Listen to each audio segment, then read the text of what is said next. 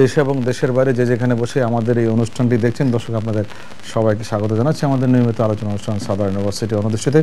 অন্যদৃষ্টি সাম্প্রতিক বিষয় নিয়ে আলোচনা অনুষ্ঠান, ফলে দৈনন্দিন নানা ঘটনা, এই সময়কার সমাজ, রাজনীতি, অর্থনীতি সবই আমরা আলোচনা করে থাকি। তবে যেহেতু আমরা একটা টানা রাজনৈতিক কর্মসূচির মধ্য দিয়ে আছি, সেটাই আমাদের আলোচনার একটা প্রধান বিষয় থাকে। আজকে আমরা হয়তো হরতাল, অবরোধ এবং একই সঙ্গে ট্রাফিক জ্যাম, এর আরও নানা রকম সংখ্যা, একই সঙ্গে পেট্রোল বোমা বিভিন্ন জায়গায়, ককটেল ইত্যাদি তো আছেই।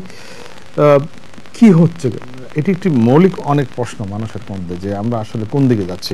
এই প্রশ্নটি দিয়েই আমি আলোচনা শুরু করবো। আমার সঙ্গে দুজন অতিথি আছেন আমার পাশেই, জনাব রাশেক রহমান, তিনি বাংলাদেশ আওয়ামী লীগের সহসম্পাদক। আছেন অ্যাডভোকেট ফারহানা নাসরিন মুন্নী, তিনি সাবেক কোষাধ্যক্ষ সুপ্রিম কোর্ট বার অ্যাসোসিয়েশনের। আপনাদের দুজনকেই স্টুডিওতে স্বাগত জানাচ্ছি। প্রশ্নটি আমি আগে রেখেছিলাম আপনাদেরকে পরিচয় করে দেওয়ার আগেই, জনাব রাশেক রহমান, আমরা কোন দিকে যাচ্ছি? আমরা একটি নজিরবিহীন রাজনৈতিক কর্মসূচির মধ্যে আছি, যে এই যে টানা, বাংলাদেশে কখনোই এর আগে এতদিন অবরোধ হরতাল টানা হয়নি, কিন্তু একই সঙ্গে অবরোধ হরতালের সময় এরকম ট্রাফিক জ্যামও হয়নি। দুটোই বাস্তবতা।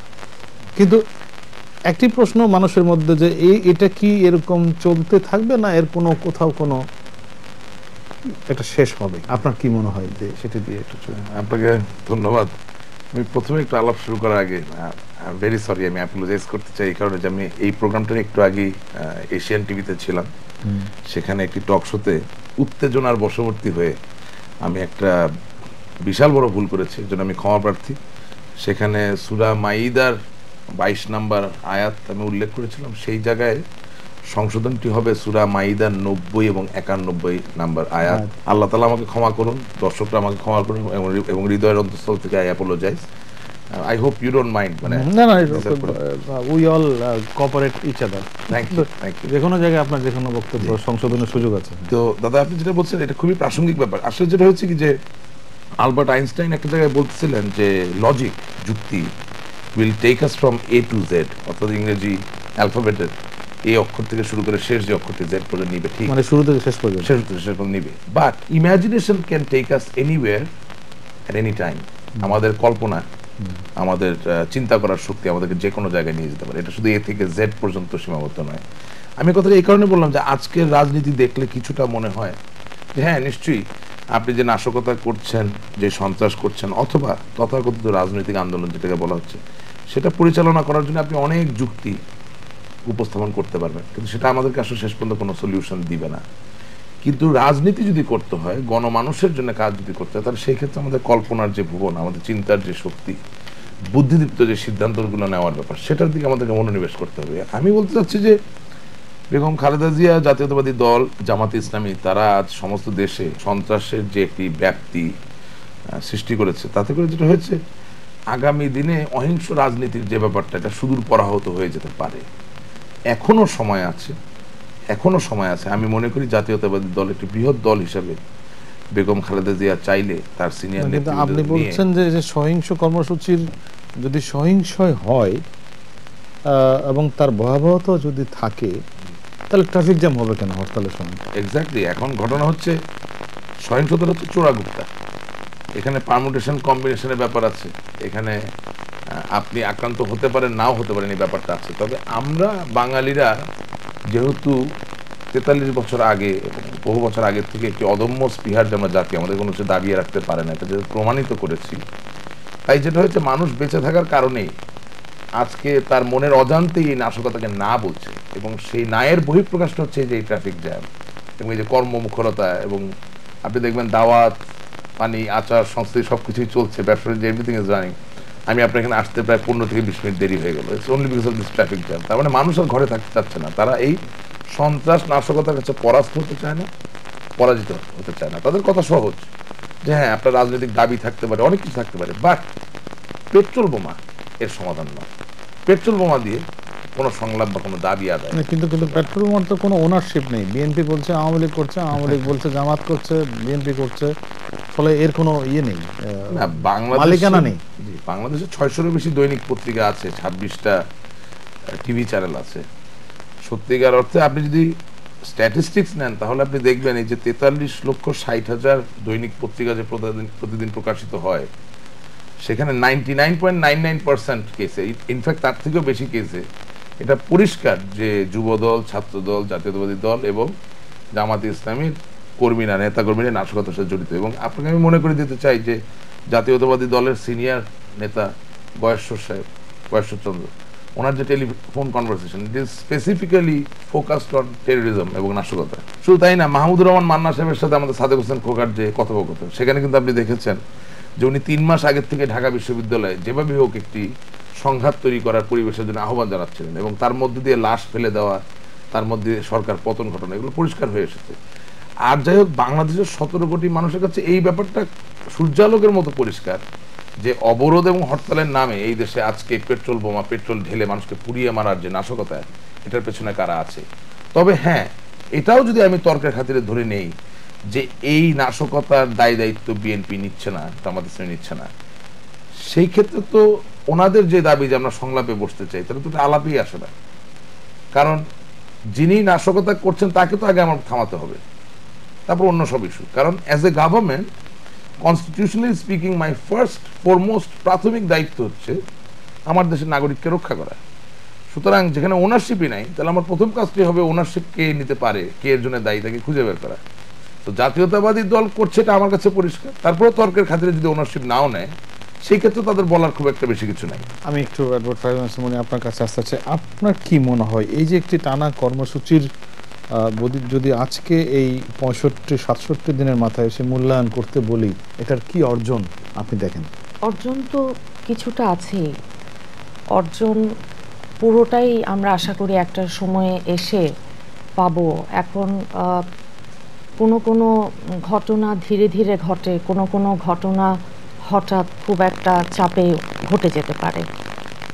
আমার এদিকে বসেছেন যে আওয়ামী লীগের অত্যন্ত তরুণ, উদীয়মান এবং খুবই প্রমিজিং রাশেক রহমান সাহেবের বক্তব্য আমি শুনছিলাম।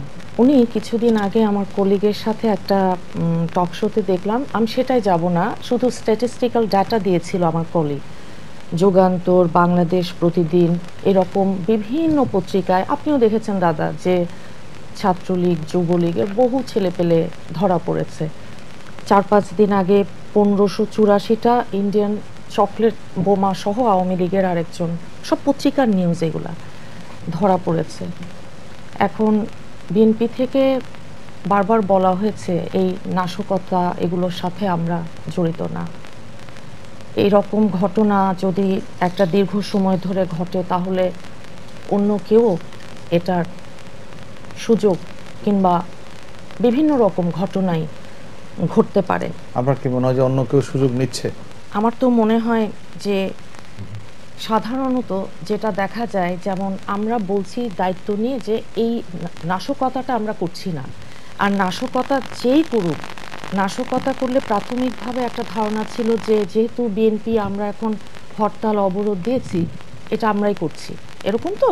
কিন্তু এখন কিন্তু সিনারিও হ্যাজ বিন চেঞ্জড। কারণ এখন সাধারণ মানুষ বুঝতে শিখেছে যে এটার ডিরেক্ট বেনিফিশিয়ারি কারা।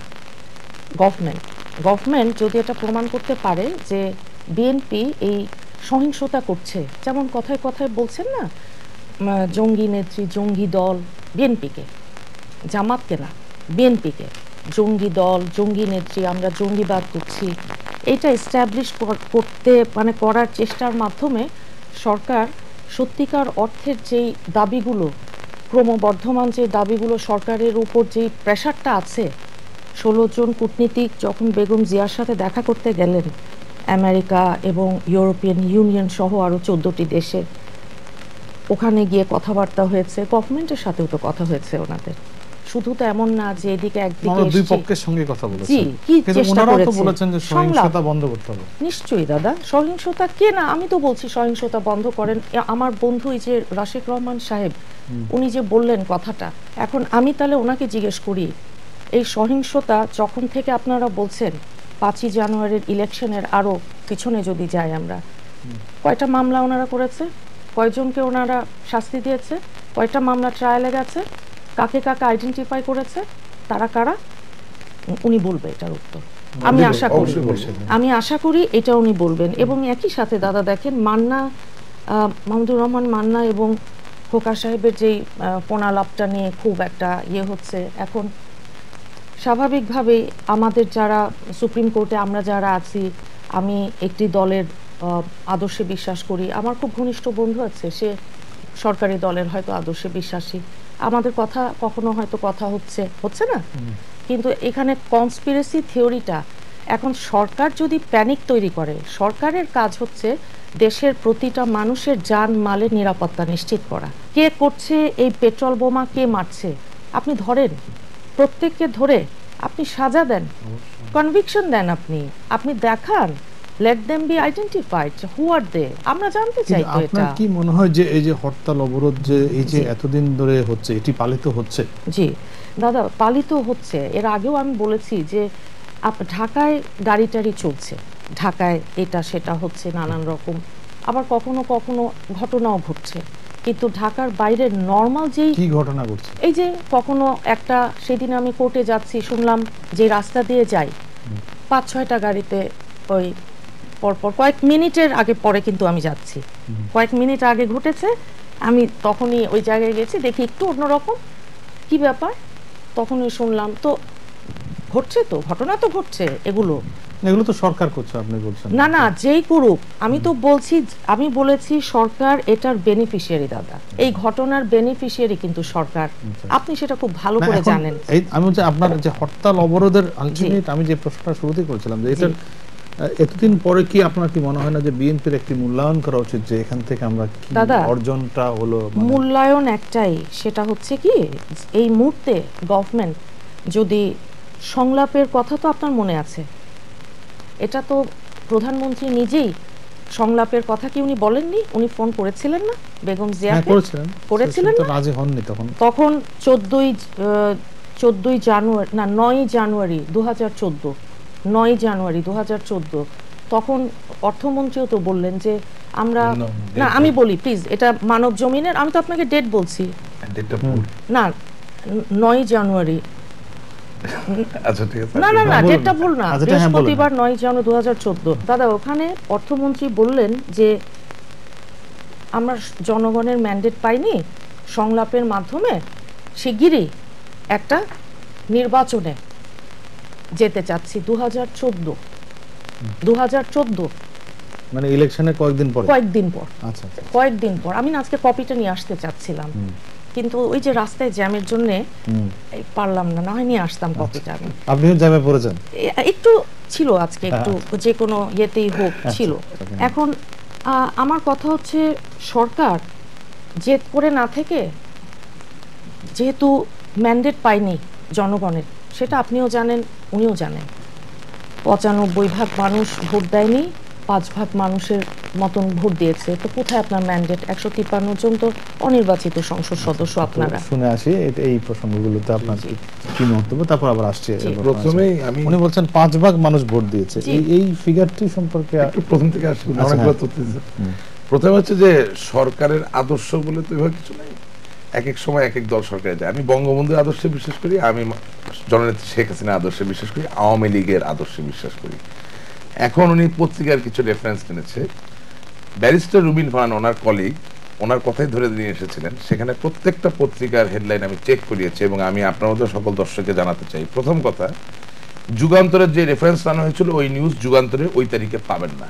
তবে যুগান্তরের নাম দিয়ে বাঁশের কেল্লা, শিবির দ্বারা নিয়ন্ত্রিত পরিচালিত বাঁশের কেল্লায় আপনি একটা নিউজ পাবেন, অর্থাৎ তারা ক্লেম করছে যুগান্তরে লেখা আছে, কিন্তু যুগান্তরে পাবেন না। 2, বাংলাদেশ প্রতিদিনের কথা বলা আছে, সেটাও বাঁশের কেল্লায় ওনারা যেভাবে বলতে চান একটু, জি, কারণ ওটা পত্রিকায় তো পাবেন না, ওটা ছাপাই হয়নি। আমি বলছি একটু, আমাকে আপনার সময় আমি ইন্টারভিউ করি, আমি বলি এই খবর আপনি বাংলাদেশ প্রতিদিনে খুঁজে পাবেন না। আপনি যেটা পাবেন সেটা হচ্ছে যুগান্তরে পাবেন 63 বোমার কারিগর সহ গ্রেফতার 223, এর মধ্যে এরা সকলেই বিএনপি অঙ্গ সংগঠন, রাজ্য শিবিরের নেতাকর্মী।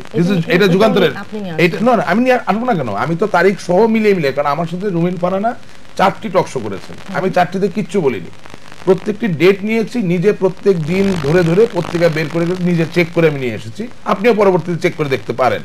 এবং মজার বিষয় হচ্ছে এই কথাগুলো বাঁশের কল্যায় দেওয়া, অর্থাৎ ওনার যে চোথা, যে কাগজটা বানিয়ে দেওয়া ডেট সহ পত্রিকার, এটা জামাত শিবিরের নেতাকর্মীরা বানিয়ে দিচ্ছে। দিস ইজ নট ফ্যাকচুয়াল, এটা সত্যের উপর নির্ভর করে না। বাংলাদেশ প্রতিদিনে উনি যেই তারিখ উল্লেখ করেন, ওই দিন নাশকতায় পাকিস্তানি কূটনীতিক এই নামে হেডলাইন হয়েছে, কিন্তু সেখানে যুবলীগ ছাত্রলীগের কোনো উল্লেখ ছিল না। 2 নাম্বার, মানব জমিনের কথা বলছেন, খুব ভালো বলেছেন। মানব জমিনে আওয়ামী লীগ নেতা মোহাম্মদ ফয়াজ আলী তিনি নিজে বিজিবিকে পুলিশকে ডেকে নিয়ে বলছেন যে আমার বাড়ির পিছনে এই জিনিসগুলো পাওয়া যাচ্ছে, এগুলো উদ্ধার করতে হবে, এবং জিজ্ঞাসাবাদের জন্য তাকে নিয়ে যাওয়া হয়, এবং BGB was convince, police was convince যে উনি বরঞ্চ দেশের কাজ করছেন, উনি তাদেরকে খবর দিয়ে উদ্ধার করাইছেন। এবং মানব জমিন যে একটি ট্যাবলয়েড পত্রিকা, মানব জমিনকে যে সিরিয়াসলি নেওয়া যায় না এটা বাংলাদেশের সবাই জানে। অর্থাৎ আপনি যেমন ধরেন আপনার সামনে তর্ক বিতর্ক হচ্ছে, হঠাৎ করে লিখে দিল যে মুন্নি রাশেক চড়াও, তারপরে ভিতরে পড়লে বুঝাবে আসলে কি আছে। এই ধরনের লেখা যারা লেখে ওদেরকে কোট করতে আসলে আপনার মানের একজন নেত্রী বা এই ধরনের আইনজীবীর করা ঠিক না। একটা সুতরাং আর প্লাস প্রথম আলোর যে কথাটা বলছেন, মজার বিষয় হচ্ছে প্রথম আলোতে যে নিউজটা এসেছিল সেটা সংশোধনীয় আছে, এবং যারা গ্রেপ্তার হয়েছেন তারা যদি ছাত্রলীগ যুবলীগের কর্মী হন তাহলে তাদেরকে কেন জাতীয়তাবাদী আইনজীবী ফোরামের একজন শীর্ষস্থানীয় নেতা তাদের উকিল হবেন, এর প্রশ্ন থেকেই যায়। সংশোধনী কিন্তু আছে। আমি তাই আপনার কাছে যেন অনুরোধ করবো, ডিবেট আমরা অনেক করতে পারবো, বাংলাদেশের শীর্ষস্থানীয় পত্রিকাগুলোর যারা এডিটর আছেন, সম্পাদক আছেন, দাদা আপনি নিজেও সম্পাদক, সকলকে একটু চা চক্রে ডাকুন, আপনার এই সব তথ্য পরিষ্কার হয়ে যাবে কোনটা সত্য বা মিথ্যা। তার থেকেও বড় কথা হচ্ছে এই যে 100 জন লোক পেট্রোল বোমায় মৃত্যুবরণ করলো, 1200 উপর গাড়ি পুরানো হলো, আপনারা এত পরিশ্রম করে 4-5টা ঘটনা ছাড়া আর কিছুই পেলেন না, তা বাকিটা কে করেছে? আমার কথা হচ্ছে ইফ ইউ টেক ওনারশিপ তাহলে তো আপনার সঙ্গে কথা বলতে পারি, যদি ওনারশিপ না নেন তাহলে তো সরকারের দায়িত্ব সেটা করতে হবে। আমি সহজ কথা, আপনি যদি না করে থাকেন আপনার সাথে আমার এখন কোনো আলাপ করার কোনো প্রয়োজনই নেই। এখন যারা করছে তাদেরকে থামাতে হবে। এবং আমি আপনাকে বলি, আপনি বললেন আস্তে আস্তে নিশ্চয়ই ফলাফল হবে, আমি আপনার সাথে একমত। ফিডেল কাস্ট্রো একটা কথা বলছিলেন, revolution is not a bed of roses, rather revolution is a struggle between past and the future. অর্থাৎ গোলাপ বিছানো বিছানা বিপ্লব করেন, আপনি বিপ্লব সংগঠিত করতে চাচ্ছেন, মানুষকে সাথে নিন। অতীতে আপনারা যেসব অপকর্ম করেছেন, অর্থাৎ খাম্বা, দুর্নীতি, বিদ্যুৎ না দেওয়া, যত রকম হাওয়া না, আমি বলছি, আমি বলি না, দেখেন খারাপ লাগবে না, আমি বলছি, অথবা আমি সুন্দর করে বলি অদক্ষতা, আপনারা এটা গুছিয়ে সামনের দিনে ভালোভাবে দেশ চালাতে পারবেন, এটা মানুষকে কনভিন্স করে তাদেরকে নিয়ে আন্দোলন করুন, তাহলে নিশ্চয়ই একদিন একটি ফলাফল পাবেন। কিন্তু জনমানুষের সম্পৃক্ততা নাই, আপনার এখানে আসতে আপনি ট্রাফিক জ্যামে আটকাবেন, আমি আটকাবো, মানুষ তার জীবনধারা নিয়ে এগিয়ে যাবে, সেই অবস্থায় পেট্রোল বোমার ভয় দেখিয়ে আপনি খুব একটা ফলাফল পাবেন না। আর ফর ইউর কাইন্ড ইনফরমেশন, আপনি কূটনীতির কথা বলেছেন, আপনি যেটা এখন একটু আগে বললেন যে বিদেশি কূটনীতিকরা বলেছেন যে নাশকতা প্রথমে বন্ধ করতে হবে, তার সাথে একটু অ্যাড করে দিই, রাইট অ্যাট দিস মোমেন্ট সংসদ চলছে, আপনার আমাদের যখন রেকর্ডিং হচ্ছে সেই সময় কিন্তু মার্কিন যুক্তরাষ্ট্রের রাষ্ট্রদূত সংসদে বসে আছেন এবং অধিবেশন দেখছেন। অর্থাৎ তার যদি এর প্রতি একনলেজমেন্ট রিকগনিশন না থাকতো তাহলে সে এই সংসদে প্রবেশ করতো না, এটাই বাস্তবতা, এটা মনে রাখতে হবে, কিছু সিম্বলিক ব্যাপার আছে। আর 2 নম্বর হচ্ছে, হ্যাঁ বিদেশি কূটনীতিকরা কেন বলবে না, যে কোনো কূটনীতিকের কাছে যান, highest of the highest, lowest of the lowest, সবার ভাষা একই, যা আগে প্রতিহিংসা বন্ধ করুন তারপর আলাপ আলোচনা করতে পারেন, কিন্তু তারা তো কোনো কিছু চাপিয়ে দিচ্ছে না। প্রথম কথা হচ্ছে প্রতিহিংসা বন্ধ করতে হবে। আপনি 5ই জানুয়ারি নির্বাচনের কথা বলেছেন, বিনম্র চিত্তে বিনয়ের সাথে আমি বলতে চাই, আপনি কি ইলেক্টেড? আমি বলছি বিনম্র চিত্তে বিনয়ের সাথে বলতে, আপনি কি 153 জনের একজন? একটু বলি, কিছু মনে করেন, বিনয়ের সাথে বলতে চাই, বিএনপি ইলেকশনে গেলে আমরা খুবই খুশি হতাম, আমরা 2019 সালের নির্বাচনের জন্য আহ্বান জানাই। আপনি এখানে ছোট্ট একটু ভুল করে ফেলেছেন, তথ্যবোধের ভুল হয়েছে। আমার ভুল হয়নি, আমি মাননীয়, শুনেন, আমি বলি, এটা বলবেন না আপনি, আমি মাননীয়, আমি শুনেন, ঝগড়া করেন না, আচ্ছা এরপর আপনি বলবেন, আচ্ছা আপনি বলেন, আমাকে বলতে দিবেন, আপনি মিসকোট করবেন, আচ্ছা আমি কথা বলতে পারবো না, পারবেন, আপনি কথা বলছেন, আমি ইন্টারাপ্ট করিনি, আচ্ছা আপনি বলেন, এটা কি গণতান্ত্রিক হলো? আমাকে কথা বলতে আপনি তো বলেন, আমরা আমি ভুল করলে, আচ্ছা একজন এরশাদ সাহেব কি বলেছে, এরশাদ সাহেব কি অনেকে অনেক কিছু বলতে পারে, আপনি বলতেছেন মোট কথা 5ই জানুয়ারির নির্বাচনের আগে জননেত্রী শেখ হাসিনা বেগম খালেদা জিয়াকে নিজে ফোন তুলে ফোন করেছিলেন, সমস্ত জাতি শুনেছে। এবং আমার কথা হচ্ছে ওনার দেওয়া ফর্মুলায় যদি বেগম খালেদা জিয়া পছন্দ নাও করেন, তিনি জননেত্রী শেখ হাসিনা প্রধানমন্ত্রীর সাথে দেখা করে বলতেই পারতেন যে আমি এটার সাথে একমত, উনি দেখাও করেন নাই। নট অনলি দ্যাট, আপনাদের সাথে সংলাপের তো প্রশ্নই আসে না।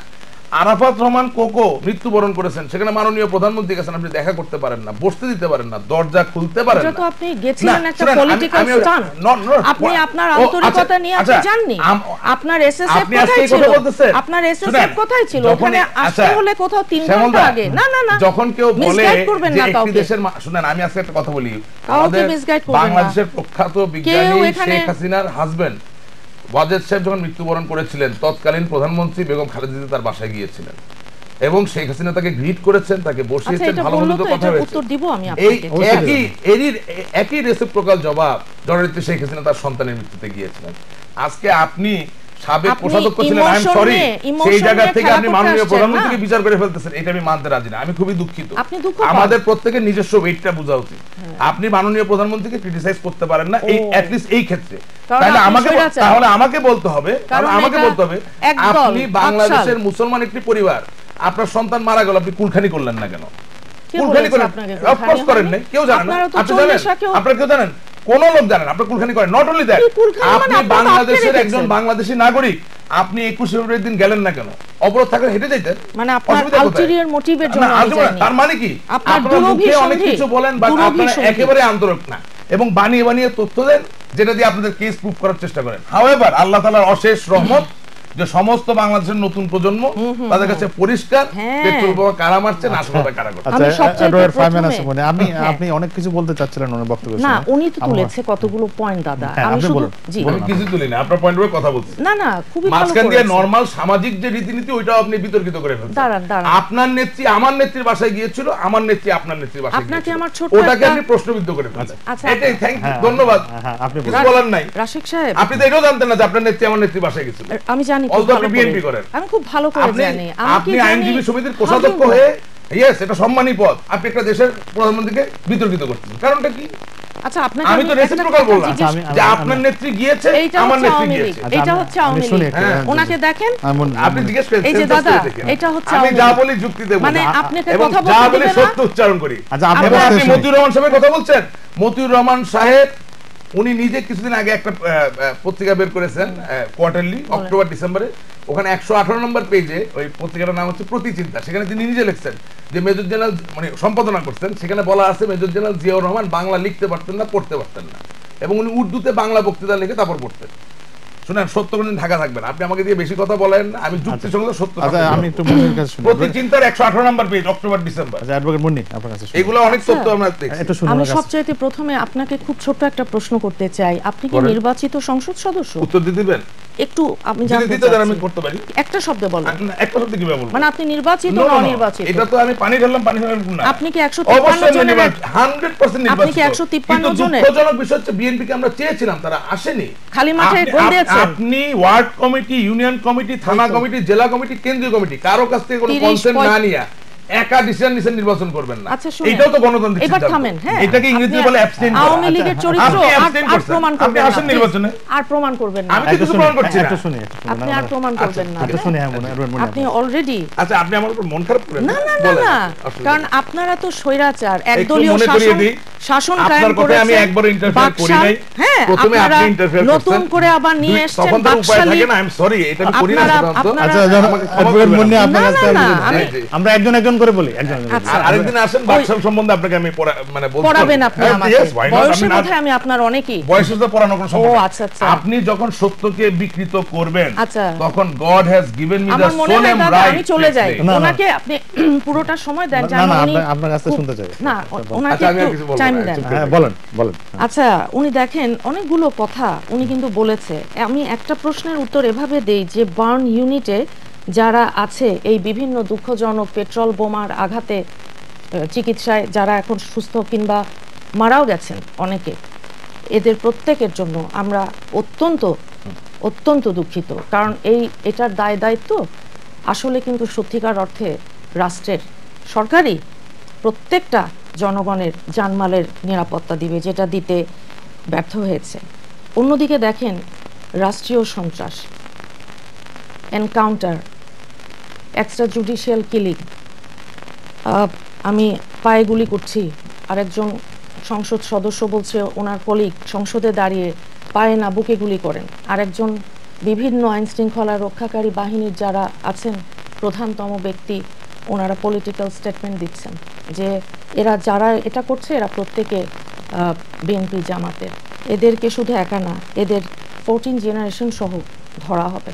এই যখন একটা দেশের অবস্থা, তখন আমি বিরোধী দল, আপনি তো বিরোধী দলকে কথা বলতে দেন না, সভা করতে দেন না, আপনি সমাবেশ করতে দেন না, আপনি চিন্তাও করতে দেন না, আপনি করলেন কেন?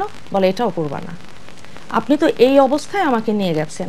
5ই জানুয়ারির ইলেকশনের সময় বেগম জিয়ার সমস্ত বাড়ির আশপাশ দিয়ে কি পরিমাণ শত শত, আমি তো গেছিলাম, শত শত পুলিশ দিয়ে, বালুর ট্রাক দিয়ে কিভাবে আটকে রেখে ওনারা সেই ইলেকশন করেছে। আর আজকে এখানে বসে how shameless people can be, যে উনি এখানে বললেন যে আমরা ইলেকশনে যাইনি। আপনি কি আমার ইলেকশনে যাওয়ার মতন লেভেল প্লেইং ফিল্ড আপনি তৈরি করেছিলেন? ইলেকশনের যে পূর্ব শর্তগুলো আছে সেগুলোকে একটাও আপনি পূরণ করতে পেরেছিলেন? তাই যদি হতো তাহলে বিএনপি ছাড়া আরও যে 30 থেকে 35টা নির্বাচন কমিশনের সাথে নিবন্ধিত রাজনৈতিক দল প্রত্যেকে কেন ওই নির্বাচন দাদা বয়কট করলো কেন? না না, আপনি এখন প্লিজ, এখন আপনি কিছু বলবেন না, আপনি বলবেন, কারণ আপনি তো আমি আপনার কাছে অল্প সময়। আচ্ছা দাদা, ডেস্টিনি বেসিক ব্যাংকের 5,000 কোটি টাকা দুর্নীতিতে ওনারা সমস্ত রেকর্ড, মানে ওয়ার্ল্ড চ্যাম্পিয়ন হতে পারবে এখন। যেই চেয়ারম্যান সাহেবের নামে এত অ্যালিগেশন, ওনাদের নখহীন দন্তহীন যে দুদক বসে আছে, নখও নেই দাঁতও নেই, গভর্নমেন্ট যদি বলে একে এর পিছনে ঠিক আছে, তাকেই তারা ওই তদন্ত করছে, চার্জশিট দিবে। তাহলে আপনি হলমার্কের বেলায় কি করলেন? আপনি শেয়ার মার্কেটের হাজার হাজার কোটি টাকা, আপনি সেখানে একটা টাকাও আজ পর্যন্ত রিকভার কিংবা মামলা, সঠিক মানুষের এগেইনস্টে মামলা কেন আপনি করতে পারলেন না? কেন পারলেন না? নিউ ইয়র্ক থেকে যে একটি বাংলা সাপ্তাহিক পত্রিকা বের হয়, ঠিকানা, একটু আগে আমি দেখলাম, ঠিকানায় দেখলাম সজীব ওয়াজেদ জয়, প্রধানমন্ত্রীর ছেলে, আইটি বিশেষজ্ঞ, আইটি উপদেষ্টা বর্তমানে বাংলাদেশ সরকারের। ওই যে একটি কথা উঠেছিল না, জাসাসের একজন ওই কি তাকে কিডন্যাপিংয়ের যে একটা ব্যাপার, আপনি দেখেন বাংলাদেশ সংবাদ সংস্থায় যেই কথা বলেছে সংবাদ সংস্থার তরফ থেকে, এই যে অ্যালিগেশন, অভিযোগটা, এখন পর্যন্ত ওনাদের সাথে যোগাযোগ করে কিন্তু ওনারা এটাকে ক্লিয়ারিফাই করতে পারেনি। অন দ্য আদার হ্যান্ড, যুক্তরাষ্ট্রের ডিপার্টমেন্ট অফ জাস্টিসের ওয়েবসাইটে ও জয়ের নাম কিংবা এই যে এই অ্যালিগেশন সংক্রান্ত কোনো রকম অ্যালিগেশন নেই, না দাদা, কোনো রকম তথ্য নেই। সেটা পানিশমেন্ট হয়েছে, সেটা ঠিক আছে, কিন্তু এখানে কেন হয়েছে আমি বলি আপনাকে। না, কি জন্য পানিশমেন্ট হয়েছে আমি বলি আপনাকে। এখন দেখা গেল ঠিকানা পত্রিকা তো আমি বের করি না, আমরা ঠিকানা করতে, আচ্ছা যাই হোক, সেখানে দেখা গেছে যে $300 কোটি ওনার ব্যাংক অ্যাকাউন্টে, কার ব্যাংক? জয়ের। আপনি নিউজটা দেখেন, আপনি নিউজটা দেখবেন, দেখে তারপর আপনি বলবেন।